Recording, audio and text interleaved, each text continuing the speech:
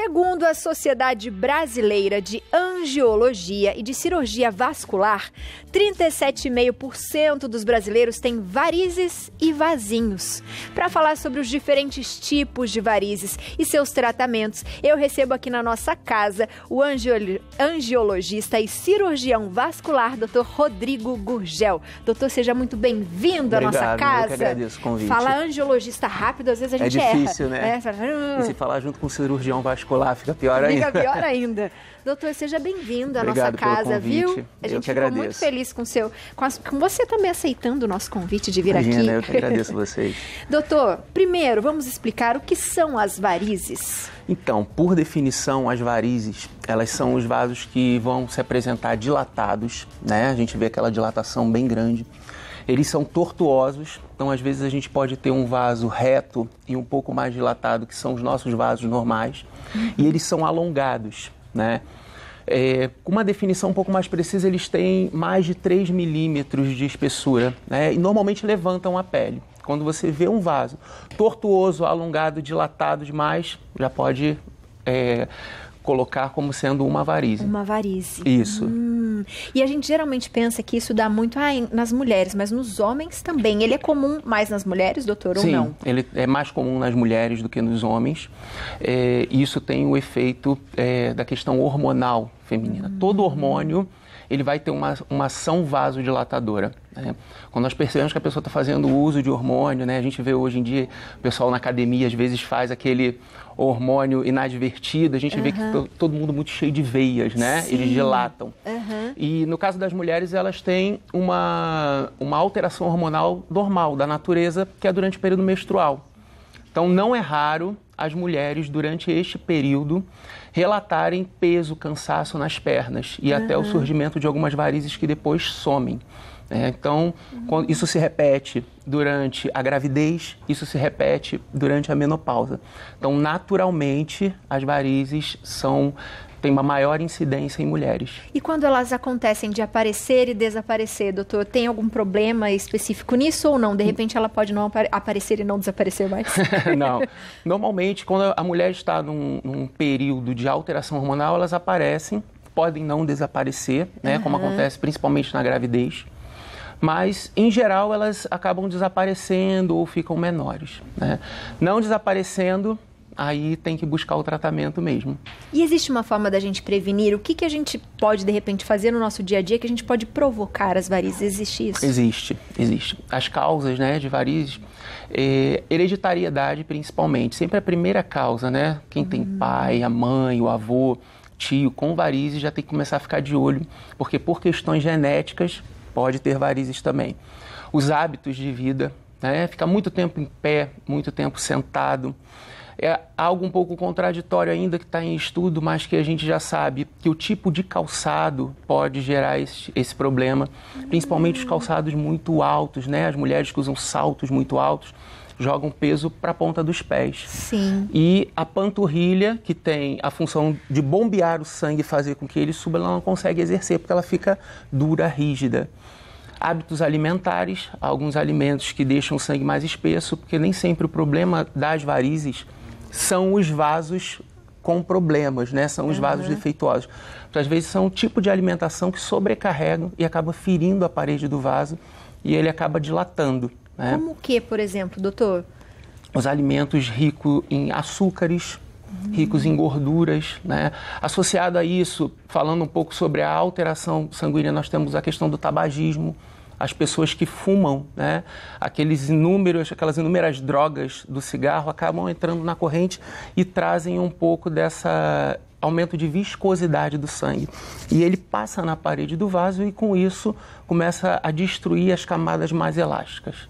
E a gente estava falando dessa coisa da academia, o exercício demais também pode provocar ou não? Se os vasos não estão bem cuidados, né, com questão dos hábitos de vida, se a alimentação não está adequada, há também a pouca ingesta de água, né, pouca ingesta hídrica, que o sangue fica mais espesso.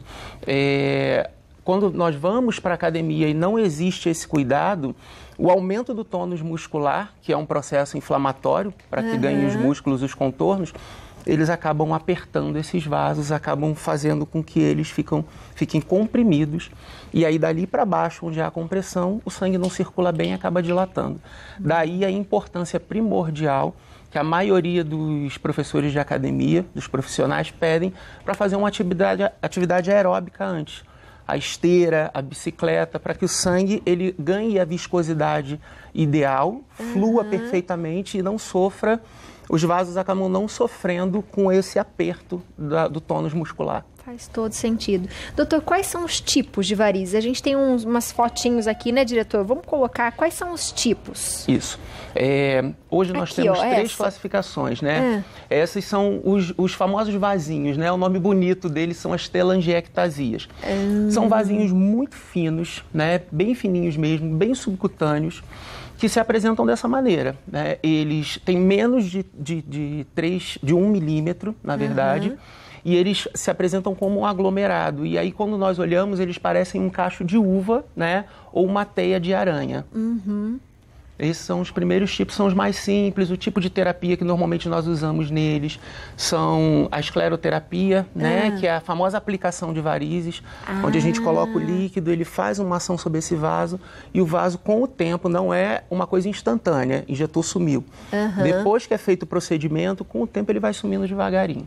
E aí o tratamento é esse, que é o da agulhinha, então? Isso aí, o da agulhinha. Hoje a gente já tem até a vertente do uso do laser, né? Para utilizar, para combater esses vasinhos, mas ainda é mais comum a agulhinha ali, a injeção. Boa. E, nossa, é esse, doutor? Então, esses são veias reticulares. As veias reticulares, elas também são subdérmicas, só que elas são um pouco mais dilatadas, como a gente pode ver. Normalmente a dilatação delas é entre 1 e 3 milímetros. A localização que a gente encontra, além da parte mais distal da perna, né, nos pés, porque ele aguenta o peso do corpo inteiro, e é o ponto de partida para o retorno do sangue. São as panturrilhas. Antigamente, para esses vasos, nós tínhamos o tratamento voltado somente para a cirurgia. Hoje não. Hoje a gente consegue já usar outros tipos de terapia, além do laser, a terapia da espuma densa. Que nós pegamos o líquido, né? A maioria das vezes o líquido que nós utilizamos até mesmo como esclerosante nas telangiectasias, processamos ele fica com uma consistência como se fosse um chantilly, um mousse bem mole, e nós injetamos ali dentro do vaso, né? Ele faz um processo inflamatório e o vaso ele vai retomando ao seu calibre normal. Ele é feito no consultório, né? Casos raros que envolvem veias safenas, que são veias superficiais, porém maiores, mais dilatadas, a gente pode fazer no centro cirúrgico. Mas é minimamente invasivo e é uma alternativa à cirurgia. Que legal! Isso é muito interessante, porque muita gente tem medo exatamente por essas veias. Né? Vai que dá um problema depois no meu coração, vai que estoura, não sei. Porque as pessoas têm medo, porque às vezes as veias são muito fortes. Isso. Uma coisa que é importante a gente esclarecer, e que é dúvida e que as pessoas têm que ter mesmo, porque ninguém é obrigado a saber de medicina, então tem que tirar as dúvidas, são os pacientes que chegam ao consultório e falam assim, mas a safena é aquela veia que vai para o coração. Sim, exatamente. Não. Eu já ouvi isso, doutor. A safena não é a veia que vai para o coração. Ela é um vaso superficial, não é profundo, da perna, porém ele é o vaso mais extenso da perna. Né? E pela sua extensão, pelas suas propriedades, ele, na necessidade de fazer uma cirurgia cardíaca, ele é retirado para fazer a ponte de safena. Porém, se houver a necessidade de tratar a safena com espuma, com laser, onde ela vai ficar inativada por um tempo, ou até mesmo a retirada, a safenectomia, e depois precisar de uma cirurgia cardíaca, não há preocupação, porque existem N vasos no organismo que a gente pode fazer a mesma coisa. Boa, então trate, né? Porque dói muito, né? Exatamente. E essas veias, doutor? Essas são as varizes. Essas são as varizes mesmo. Isso, as veias varicosas. São veias, como a gente falou, dilatadas, tortuosas, bem alongadas. Essa ocasionalmente tem ali do lado uma reticular, né? Sim. Não é tão grossa, mas já levanta a pele e elas fazem isso, elas são em relevo. Elas podem estar superficiais somente, ou seja, grosso modo falando, soltas. Sim. Ou elas podem estar ligadas a alguns vasos internos, né? Vasos mais profundos que não têm a sua função perfeita e acabam escoando para elas e sobrecarregando e aí começa a se apresentar dessa maneira. As pessoas às vezes, né, pensam que as varizes são algo só estético, Não. mas não são, não é, doutor? Não, é sempre importante esclarecer, e eu esclareço isso para os pacientes, redes sociais, enfim. As varizes, elas têm um tratamento que ocasionalmente dão um resultado estético. Mas quando elas existem, elas são o grito do organismo de que tem uma desordem circulatória. Então tem que olhar por dentro como é que está, tem que ver por fora, tem que observar e rever os seus hábitos de vida. Quando nós fazemos o tratamento, tem que fazer o tratamento para melhorar a saúde vascular. E ocasionalmente o resultado estético é uma consequência. E pode voltar, doutor? Então, quando você faz o tratamento clínico de aplicação, até mesmo a espuma nem tanto, mas pode. Mas quando você, e o laser também não, mas quando você faz a aplicação tradicional, pode sim voltar. Mente quem diz que não volta. Quando o tratamento é cirúrgico, não, porque a cirurgia ela consiste na retirada, remoção desse vaso. Se porventura fez e depois de algum tempo apareceram outras no local parecido, não são as mesmas, aquelas foram retiradas, são outras que pela tendência, pela sobrecarga, acabaram aparecendo. Boa. Temos perguntas, eu tenho várias aqui, mas vamos para essas daqui também. Da Ana Lúcia, anticoncepcional causa varizes? Sim, como nós falamos, as varizes podem ser causadas naturalmente por uma alteração hormonal, né, que a mulher já tem. Quando você tem alteração hormonal feminina, você tem normalmente uma vez por mês, né, durante o ciclo menstrual. Quando você faz o uso dos anticoncepcionais, você está ingerindo todos os dias. Sim. Ou se você tem ele, né, intracorpóreo, ele está liberando hormônio todos os dias. Então é diariamente essa alteração. Antigamente, nós tínhamos um tipo de anticoncepcional à base de estrogênio, que além de dilatar o vaso, ele mexia com a cascata de coagulação, ou seja, favorecia a formação de trombose de coágulo. Com o tempo, começaram a associar a progesterona, né, que começaram a surgir os anticoncepcionais da beleza, né, que as mulheres gostavam mais. E aí começaram a aumentar mais o teor de progesterona e menos de estrogênio nas pílulas, que são as combinadas.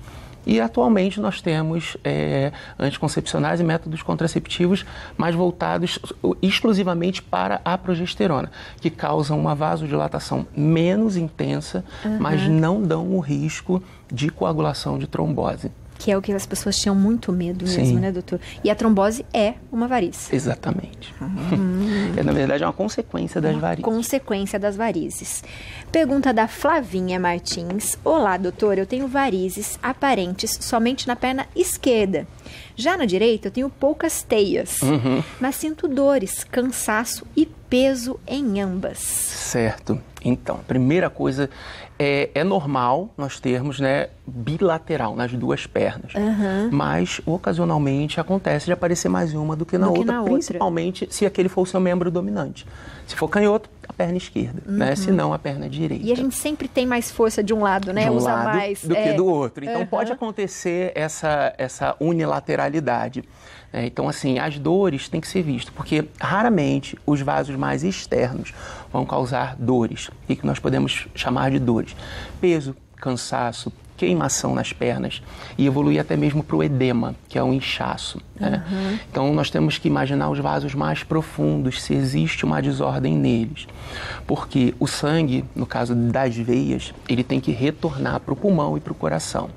Quando isso não acontece, ele fica retido na parte mais distal. É como um poço, né, que a água não consegue vir, né, na quantidade correta.